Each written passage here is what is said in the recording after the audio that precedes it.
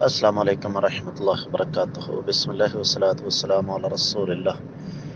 چوری شدہ اور سمگل شدہ چیز کے بارے میں کیا حکم ہے؟ لاہور میں ایک مارکیٹ ہے بلال گنج، وہاں پر سوال کرنے والے کے بقول چوری کی گاڑیاں آتی ہیں اور ان کو وہاں پر پرزوں میں تقسیم کر کے فروخت کیا جاتا ہے۔ کیا یہ جائز ہے؟ میرے عزیز، سب سے پہلا سوال تو یہ ہے کہ سمگلنگ ہوتی کیوں ہے؟ سمگلنگ دو قسم کی ہے۔ ایک ہے حرام چیز، منشیات وغیرہ، وہ تو سمگل شدہ ہوں یا کسی بھی شکل میں ہوں، ان کی خرید و فروخت حرام ہے۔ جہاں تک کسی ایسی چیز کا تعلق ہے جو بنفس سے ہی حلال ہے، لیکن لوگ ٹیکسوں سے بچنے کے لیے وہ چیزیں سمگل کرتے ہیں، اور لوگ ٹیکسوں سے بچنے کے لیے وہ چیزیں سمگل کیوں کرتے ہیں؟ اس لیے کہ حکومتوں نے ٹیکسز اتنے لگائے ہوئے ہیں کہ عام آدمی کے پاس اس کے سوا کوئی اور چارہ نہیں ہوتا۔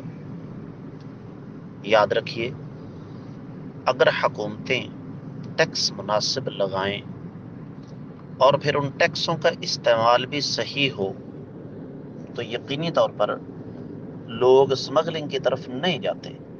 یہاں دو مصیبتیں ہیں ہمارے اوپر مسلط۔ پہلی کہ جتنی چیز کی قیمت ہے اول تو اس سے دوگنا، ورنہ اتنی قیمت کے ٹیکس لگ جاتے ہیں، اور پھر حکومتیں ٹیکس لگا کر ان ٹیکسوں کا استعمال منفی کرتی ہیں اور بری طرح منفی کرتی ہیں۔ مثال کے طور پر میرے اور آپ کے ٹیکسوں سے سیاستدانوں کے گھوڑے گھی اور مربے کھاتے ہیں، میرے اور آپ کے ٹیکسوں سے ان سیاستدانوں کی بیرون ملک جائیدادیں بنتی ہیں، میرے اور آپ کے ٹیکسوں سے یہ لوگ عیاشیاں کرتے ہیں۔ تو پہلی چیز تو یہ ہے، اور اس کے بارے میں آپ کی خدمت میں عرض کر دوں کہ میں اس کو حرام نہیں کہتا، لیکن اگر کوئی انسان سمگل شدہ چیز خریدتا ہے تو اس کے لیے شرعی طور پر کوئی قباحت والا مسئلہ نہیں ہے، اس لیے کہ اس نے بنفس ہی کوئی حرام کام نہیں کیا۔ رہا مسئلہ کہ اطیعوا اللہ واطیعوا الرسول واولی الامر منکم، قرآن کہتا ہے اللہ کی بات مانو، رسول صلی اللہ علیہ وسلم کی بات مانو اور اپنے حکمرانوں کی اطاعت کرو، تو یہ تو حکمران کی اطاعت کے مخالف ہو گیا نا۔ حکمران کی اطاعت وہاں ختم ہو جاتی ہے جہاں وہ اللہ اور اللہ کے رسول صلی اللہ علیہ وسلم کی نافرمانی کا حکم دے۔ یہاں پر پھر لمبی چوڑی بحث چھڑ جائے گی کہ یہ جو ٹیکس حکومتیں ہم پر لگا رہی ہیں، کیا یہ اللہ اور اللہ کے رسول صلی اللہ علیہ وسلم کے احکامات کی نافرمانی نہیں؟ اسلام میں تو مسلمانوں پر صرف دو ٹیکس لگتے ہیں، ایک زکوٰۃ اور ایک صدقۃ الفطر۔ اسلام میں کوئی تیسرا ٹیکس ہے ہی نہیں، لیکن یہاں پر میں ابھی آپ لوگوں کے ساتھ مخاطب ہوں تو مجھے اس بات کرنے پر بھی ٹیکس دینا پڑے گا۔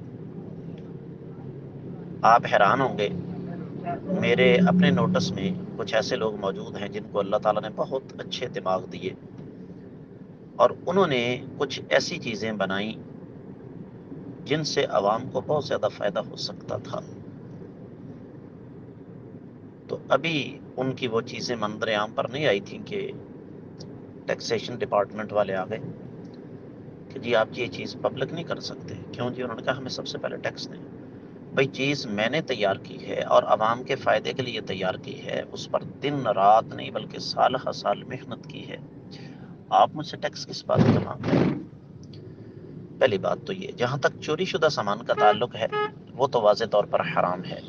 جب آپ کو پتہ چل گیا کہ فلاں چیز چوری کی ہے تو آپ اسے اگر خریدتے ہیں تو دوسرے لفظوں میں ایک حرام کام میں معاونت کرتے ہیں۔ قرآن کہتا ہے وَتَعَاوَنُوا عَلَى الْبِرِّ وَالتَّقْوَىٰ وَلَا تَعَاوَنُوا عَلَى الْإِثْمِ وَالْعُدْوَانِ۔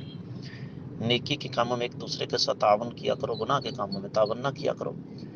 اب اس سے پہلے کہ آپ یہ سوال کریں کہ سمگل شدہ چیز بھی تو چوری کی ہے، جی وہ چوری کی نہیں ہے۔ سمگلنگ اور چوری کے اندر زمین آسمان کا فرق ہے۔ امید ہے کہ آپ کو سمجھ آ گئی ہوگی۔ واللہ تعالی اعلم۔